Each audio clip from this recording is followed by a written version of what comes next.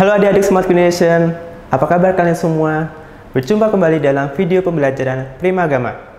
Perkenalkan, nama kakak Kak Arsyad, instruktur Smart Geografi. Pada video pembelajaran kali ini, kita akan bahas nih materi mengenai lapisan atmosfer. Apa sih itu? Untuk lebih jelasnya, yuk kita simak video pembelajaran kali ini.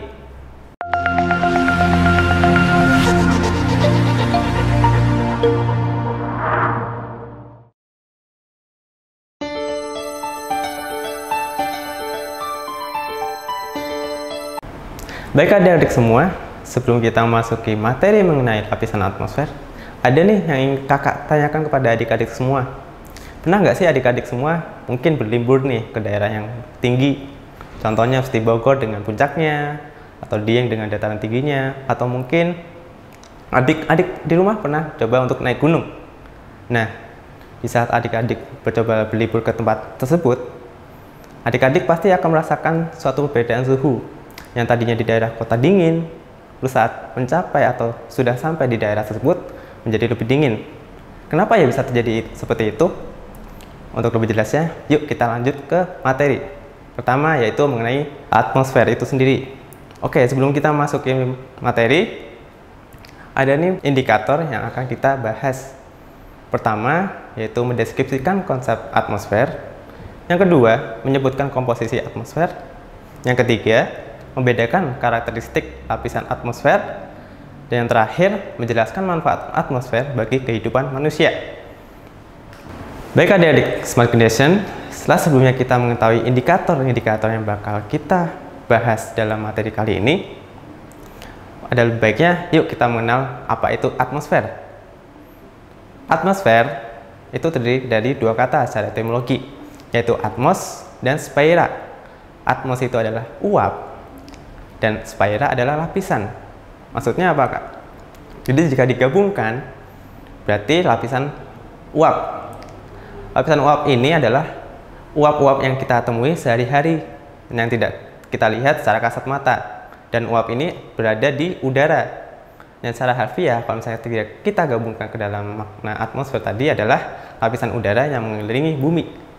Ketebalan dari lapisan atmosfer sendiri bisa mencapai di atas 500 km. Tersusun dari permukaan bumi hingga perbatasan di luar angkasa sana. Lalu, untuk kandungannya sendiri, ada apa aja sih, Kak? Kandungan atmosfer sendiri ada banyak sekali. Namun, secara garis besar ada 4 kandungan atmosfer yang terdiri atas gas-gas yang mereka tersusun secara menyeluruh. Contohnya, yang pertama ada kandungan atmosfer berupa nitrogen dengan kandungan sebesar 78,80%. Lalu yang kedua ada oksigen yang kita hirup sehari-hari dengan kandungan sebesar 20,95%. Lalu yang ketiga ada argon dengan kandungan sebesar 0,95%. Dan yang terakhir ada karbon dioksida dengan kandungan sebesar 0,03. Apabila 4 kandungan terbesar ini digabungkan, maka kandungan atmosfer yang terdiri dari 4 gas ini sebesar 99%. Dengan 1% lainnya adalah kandungan gas lainnya. Seperti apa? Seperti ada hidrogen, ada ozon, ada krypton, dan sebagainya. Lalu kita mau coba, setelah kita tadi sudah mengenal tentang atmosfer, kita coba yuk ke dalam sebuah soal. Berikut contoh soalnya. Berikut merupakan urutan terbanyak dari kandungan yang ada di atmosfer, yaitu A. Oksigen, karbon dioksida, dan argon. B. Oksigen, nitrogen, dan hidrogen. C. Oksigen, nitrogen, dan karbon dioksida. D. Nitrogen, oksigen, dan argon. Dan yang terakhir, E. Nitrogen, ozon, dan oksigen. Oke, dari 5 opsi jawaban tersebut, mana nih adik-adik Smart Generation yang merupakan urutan kandungan terbesar yang ada dalam atmosfer? Tadi kan kita sudah membahas sebelumnya nih. Jawabannya adalah D. Nitrogen, oksigen, dan argon. Seperti yang tadi sudah kita bahas, Nitrogen memiliki kandungan sebesar 78,80% di urutan pertama, lalu juga ada oksigen dengan kandungan sekitar 28%, di antara ada argon dengan kandungan sebesar 0,93%. Kita lanjut ke materi selanjutnya ya, adik-adik Smart Generation. Lalu apa sih pentingnya Kak atmosfer bagi kehidupan kita? Tentu penting, karena tanpa atmosfer kita tidak akan bisa merasakan yang namanya pertama, menjaga suhu bumi tetap stabil. Jika tidak ada atmosfer, maka suhu bumi akan ekstrim.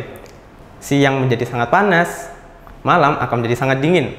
Namun dengan adanya atmosfer, bumi akan stabil dengan misalnya panas mungkin hanya sekitar 38 paling maksimal 38 derajat Celcius. Aku mungkin di saat cuaca dingin mungkin tidak mencapai lebih dari 50 derajat Celcius. Seperti itu. Lalu yang kedua adalah melindungi dari hujan meteor. Di luar sana, di luar bumi yang kita tinggali ini, terdapat banyak sekali benda-benda luar angkasa yang suatu waktu bisa menerjang bumi. Namun, dengan adanya atmosfer tersebut, permukaan bumi akan aman karena di lapisan udaranya terdapat sebuah lapisan yang melindungi dari jatuhnya meteor tersebut. Yang tiga adalah menjadi tempat terjadinya proses cuaca. Seperti contohnya, seperti kita sekarang di musim hujan, terjadi hujan, lalu juga petir, dan juga banyak lagi seperti angin-angin, seperti angin tornado dan sebagainya. Itu merupakan salah satu dari contoh terjadinya proses cuaca yang ada di bumi ini. Lalu yang keempat adalah melindungi dari unsur sinar matahari yang berbahaya. Apa itu unsur sinar matahari yang berbahaya? Yaitu unsur sinar berupa sinar ultraviolet, yang apabila kulit kita ini terkena atau tersentuh sinar UV dengan kandungan yang banyak, maka kulit kita bisa rusak. Bahkan kita tidak bisa hidup di bumi ini jika kandungan sinar UV itu terlalu banyak di bumi ini. Dan yang terakhir, yaitu bisa memantulkan gelombang elektromagnetik untuk komunikasi. Coba sekarang bayangkan dengan kita lihat kondisi sekarang di mana kita bisa teleponan, kita bisa berinteraksi dengan orang lain di jarak yang jauh. Itu merupakan salah satu andil dari manfaat adanya lapisan atmosfer itu sendiri. Lalu sifat atmosfer itu apa aja Kak? Sifat atmosfer ada 4 yang dapat kita ketahui. Yang pertama adalah tidak dapat dilihat, tidak berwarna, dan tidak berbau. Jadi atmosfer atau lapisan udara yang kita hidupi, kita tinggali saat ini, tidak dapat kita lihat seperti yang kita rasakan saat ini, yang adik-adik rasakan di rumah. Adik bisa hidup dengan bernafas, namun adik-adik Smart Generation tidak bisa melihatnya secara kasat mata, seperti itu. Dan juga tidak berbau dan tidak berwarna. Lalu yang kedua, memiliki massa sehingga menghasilkan tekanan. Seperti kita tahu, bumi ini memiliki yang namanya gaya gravitasi. Dan gaya gravitasi itu akan menarik yang namanya sebuah benda ataupun zat yang memiliki massa. Dan udara memiliki massa. Dengan adanya massa tersebut, gaya gravitasi menimbulkan tarikan terhadap udara ke permukaan. Semakin besar atau semakin dekat dengan permukaan, maka kandungan ataupun massa yang ada di udara semakin besar. Namun semakin meninggal lapisan permukaan tersebut, maka tekanannya semakin rendah, seperti itu. Yang ketiga adalah bersifat transparan dalam beberapa bentuk radiasi. Dan yang terakhir, bersifat elastis dan dinamis. Contoh soalnya seperti apa Kak? Oke, yuk kita coba. Salah satu manfaat dari adanya lapisan atmosfer adalah mampu melindungi bumi dari benda angkasa yang mengarah jatuh ke bumi. Namun pada tahun 2013, di Rusia dikabarkan ada kejadian berupa meteor yang jatuh di permukiman warga. Wah, tadi kan bukannya atmosfer itu melindungi bumi ya? Tapi kok ada jatuh? Nah, ketika benda angkasa tersebut masuk ke atmosfer, terlihat seperti bintang berekor. Karena A. Meteor mengalami gesekan dengan atmosfer bumi sehingga terbakar. B. Meteor tersebut memantulkan cahaya matahari. C. meteor tersebut terpengaruh oleh gaya gravitasi bumi. D. Meteor tersebut begitu dekat dengan orbit bumi. Atau E. Bumi berpapasan dengan orbit benda langit tersebut.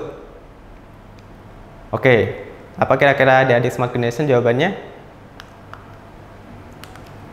Jawabannya adalah A. Meteor mengalami gesekan dengan atmosfer bumi sehingga terbakar. Kok jawabannya A sih, Kak? Coba adik-adik lihat di bagian kalimat ketika benda angkasa tersebut masuk ke atmosfer terlihat seperti bintang berekor. Maksud dari bintang berekor itu terjadi karena apa? Karena adanya gesekan dengan lapisan atmosfer sehingga terurai dan menjadi debu di lapisan udara sana. Jadi udah paham ya adik-adik? Selanjutnya kita akan ke materi lapisan atmosfer itu sendiri. Lanjut ke soal berikutnya. Berikut ini merupakan beberapa manfaat yang dapat dirasakan dalam kehidupan sehari-hari akibat adanya atmosfer. Kecuali A. Menikmati olahraga pagi di luar meski cuaca cerah. B. Mampu menikmati pemandangan hujan meteor dalam waktu tertentu. C. Keadaan suhu yang ekstrim pada siang hari dan malam hari.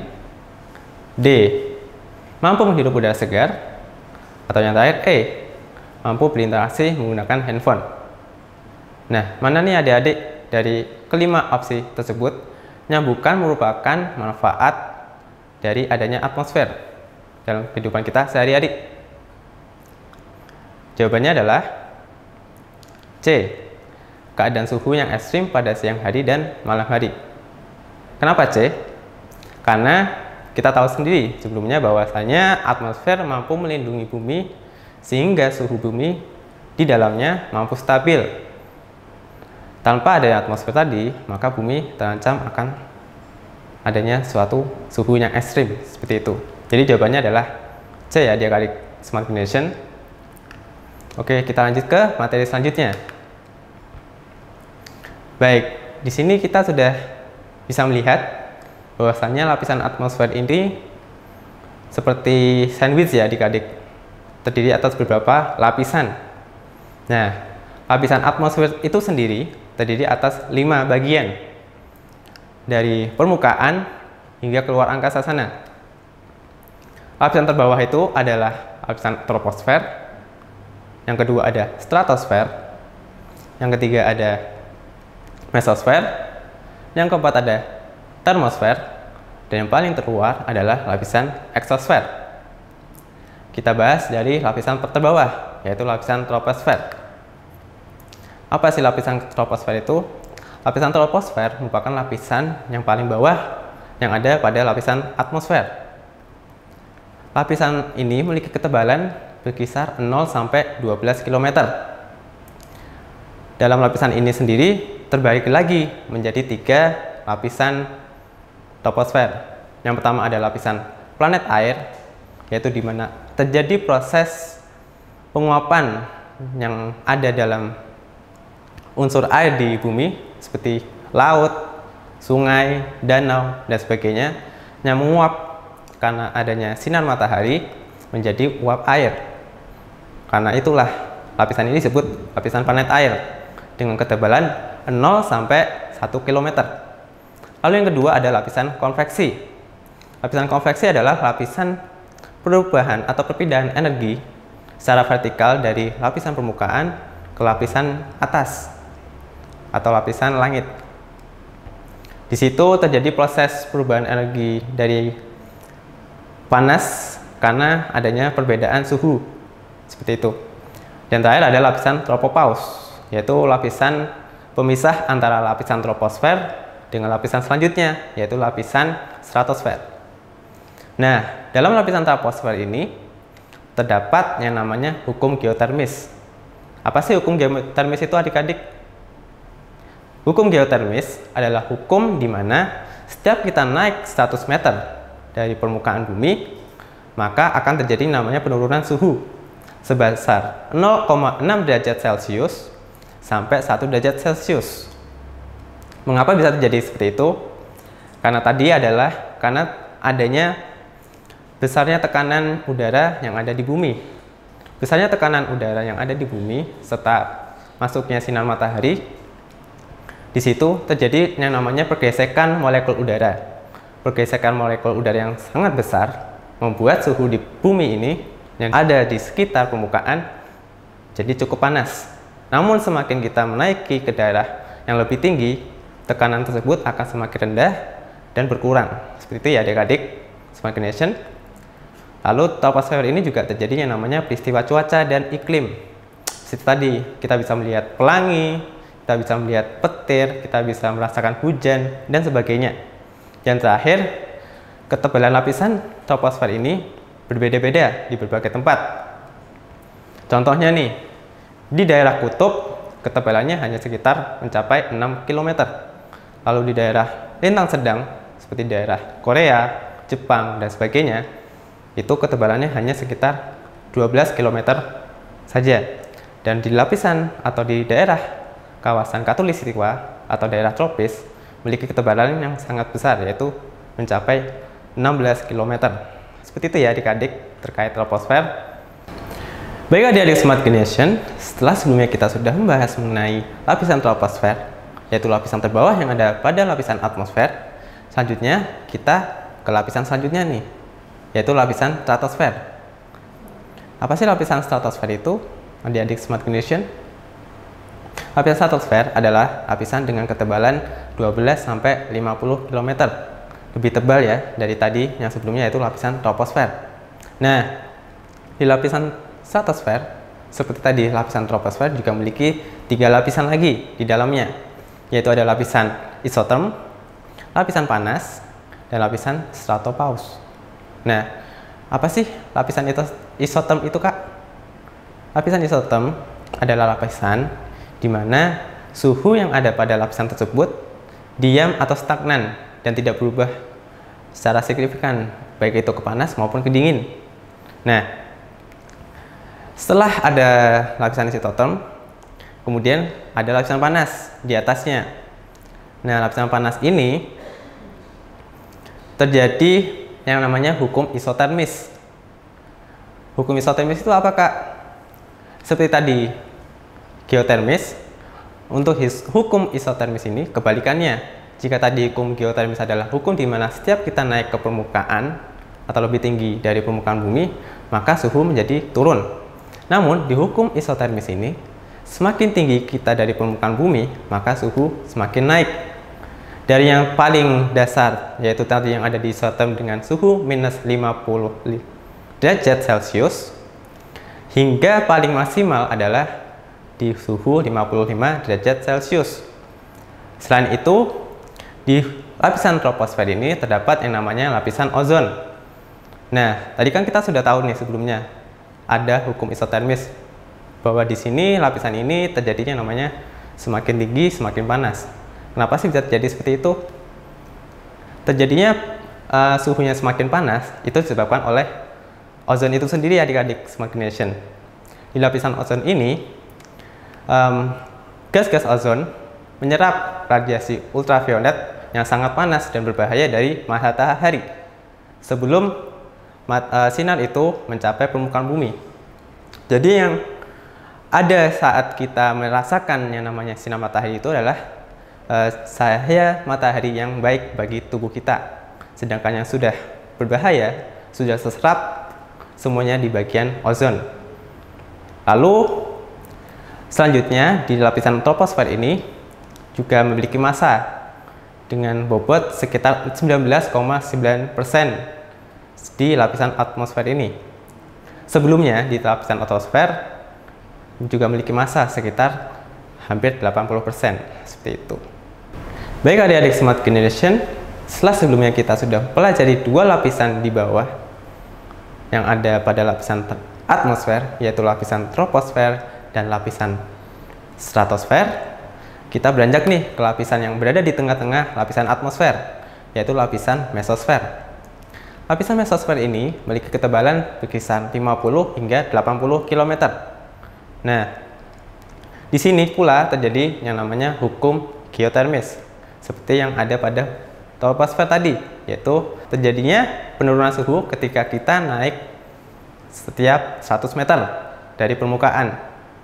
Namun, Untuk di bagian mesosfer ini, suhu yang turun berkisar 0,4 derajat Celcius saja, dengan suhu minimal berada pada minus 100 derajat Celcius. Nah, apa dampak dari dinginnya lapisan ini, adik-adik Smart Generation? Dampaknya adalah melindungi bumi dari tabrakan meteor. Kok bisa seperti itu sih, Kak? Jadi, banyak sekali kita tahu bahwa meteor di sana bertebaran di luar orbit bumi. Nah, kita tidak tahu kapan benda tersebut akan dekat dan mungkin jatuh ke orbit bumi dan masuki lapisan atmosfer. Nah, apabila meteor tersebut masuk ke lapisan atmosfer, maka dia pertama kali akan terbakar karena tingginya suhu di lapisan atasnya. Lalu karena suhu semakin menurun, terjadi namanya penguraian hingga menjadi debu di lapisan mesosfer ini. Akibatnya tentu saja bumi menjadi aman dari tabrakan meteor, meskipun ada sedikit beberapa kasus meteor jatuh hingga permukaan bumi. Seperti itu ya. Lalu di mesosfer ini memiliki 0,9% massa udara yang berada pada lapisan atmosfer, seperti itu. Lalu selanjutnya kita ke lapisan keempat, yaitu lapisan termosfer. Ini merupakan lapisan yang cukup tebal, yaitu berkisar 80 hingga 500 km. Tebal banget ya adik-adik Smart Generation. Itu tidak bisa ditebak dan tidak bisa dibayangkan ketebalannya. Nah, di lapisan termosfer ini juga memiliki lapisan lagi di dalamnya, yaitu lapisan ionisasi yang bagian paling bawah dan lapisan atom yang dekat dengan lapisan paling atas nanti. Nah, di lapisan ionisasi ini terjadinya namanya proses ionisasi, yaitu perubahan partikel-partikel menjadi ion, baik itu positif maupun negatif, seperti itu. Ketebalannya sendiri memiliki 80 hingga 360 km. Nah, di sini di termosfer juga berlaku hukum isotermis seperti yang ada di lapisan kedua, yaitu lapisan stratosfer, yaitu semakin tinggi dari permukaan bumi, semakin meningkat suhunya. Namun di termosfer ini suhunya cukup ekstrim, bisa mencapai 1200 derajat Celcius. Kenapa sih? Karena di lapisan ini tidak ada yang namanya ozon, sehingga saat ada radiasi matahari yang masuk ke permukaan bumi tidak tersaring, sehingga suhunya di sini cukup panas. Nah, tadi kan kita sudah menyinggung terkait ionisasi. Nah, ionisasi ini terjadi karena adanya radiasi matahari. Dan di sini ada dua lapisan, yaitu lapisan E dan lapisan F. Nah, lapisan ini merupakan lapisan yang mampu memantulkan gelombang elektromagnetik.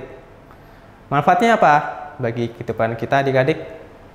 Manfaatnya adalah tadi kita bisa mendengarkan radio, kita bisa berteleponan dengan teman kita, dengan orang tua kita, dan sebagainya. Itu merupakan manfaat yang bisa kita rasakan dalam kehidupan sehari-hari karena adanya lapisan termosfer ini. Dan terakhir, terdapat juga proses sinar kutub atau yang dikenal dengan nama aurora. Aurora ini hanya dapat kita temui ya adik-adik di daerah kutub. Di daerah Khatulistiwa ataupun daerah lintang sedang tidak bisa ditemui. Kenapa ya adik-adik kok bisa seperti itu? Jadi di kutub itu terjadinya namanya pusat magnetik.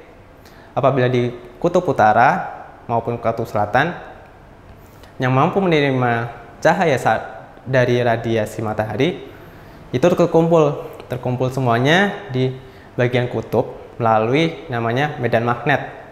Kita tahu bahwa bumi itu memiliki medan magnet. Nah, medan magnet yang terkumpul itu kemudian berubah menjadi cahaya-cahaya yang indah seperti yang ada pada foto tersebut yang saya paparkan, seperti itu. Untuk di utara sendiri namanya aurora borealis dan yang di selatan adalah aurora australis. Seperti itu ya adik-adik. Nah, kita ke lapisan yang paling atas adalah lapisan eksosfer. Jadi lapisan ini merupakan lapisan yang lebih dari 500 km Dan di sini pengaruh gaya gravitasinya sangat kecil. Jadi hampir sedikit gravitasi yang kita rasakan. Sehingga manusia di sini apabila sudah mungkin mencoba melayang, maka akan terbang seperti itu. Nah, di sini juga ada yang namanya satelit buatan yang mengorbit permukaan bumi.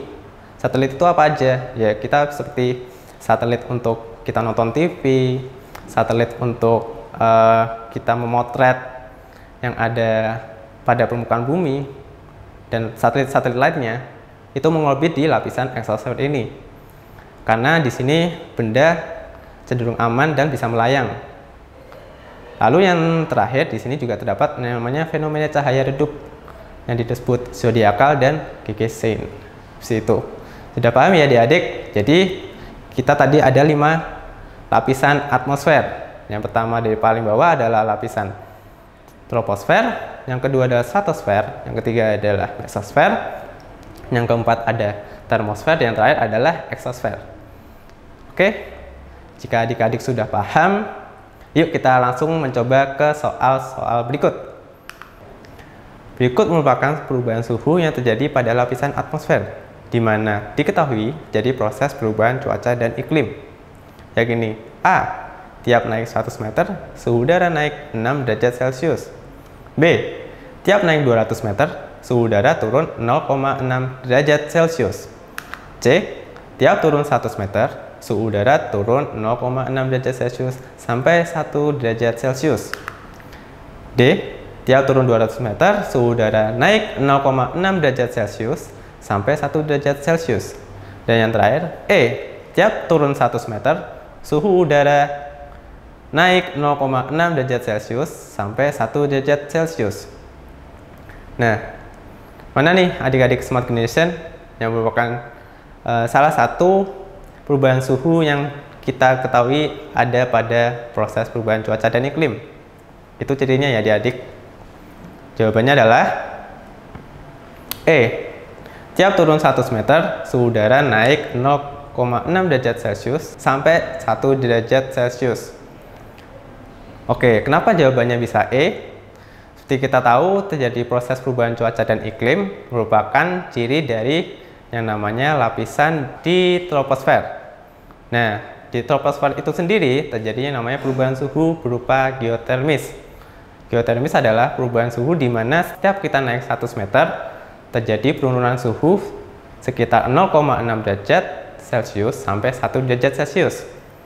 Nah, untuk jawaban yang E, kita balik nih, yang tadinya tiap naik 100 meter kita ubah ke tiap turun 100 meter.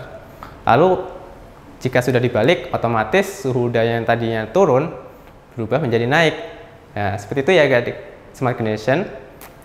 Selanjutnya kita ke soalnya lain. Bagian atmosfer yang berada pada ketinggian sekitar 75 km dan memiliki suhu paling dingin disebut A. Troposfer, B. Mesosfer, C. Termosfer, atau D. Stratosfer, atau yang terakhir E. Eksosfer. Nah, ini udah ada 5 lapisan ya yang sudah terkait dengan jawabannya. Kira-kira mana nih adik-adik Smart Generation yang merupakan ciri atmosfer berada pada ketinggian sekitar 75 km dan suhunya paling dingin nih dibandingkan lapisan-lapisan atmosfer yang lain?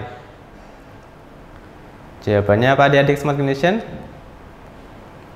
Ya, jawabannya adalah B. Mesosfer. Kita tahu sendiri mesosfer memiliki ketebalan yaitu berkisar 50 hingga 80 km yang otomatis 75 km berada di antara 50 hingga 80 km. Sedangkan suhu yang paling dingin juga terdapat di mesosfer dengan suhu minimalnya mencapai minus 100 derajat Celcius. Oke, seperti itu ya adik-adik. Sudah paham kan ya? Jika sudah, yuk kita coba ke soal yang lain untuk lebih mengasah kemampuan adik-adik Smart Generation. Berikut ini yang merupakan bagian atmosfer dengan karakteristik berupa berlakunya hukum isotermis. adalah A. Troposfer dan termosfer, B. Mesosfer dan stratosfer, C. Termosfer dan stratosfer, D. Stratosfer dan troposfer, atau yang E. Troposfer dan mesosfer.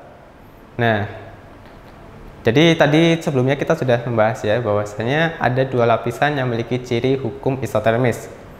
Nah, apa aja nih adik-adik smart generation yang merupakan hukum isotermis? Ya, jawabannya adalah C. Termosfer dan stratosfer. Sebelumnya kita harus tahu ya bahwasanya isotermis adalah hukum di mana setiap kita naik ke semakin menjauhi permukaan bumi, maka suhu semakin naik. Dan itu dapat ditemui pada lapisan termosfer dan stratosfer. Baik, sudah paham ya adik-adik semua? Kita ke soal selanjutnya.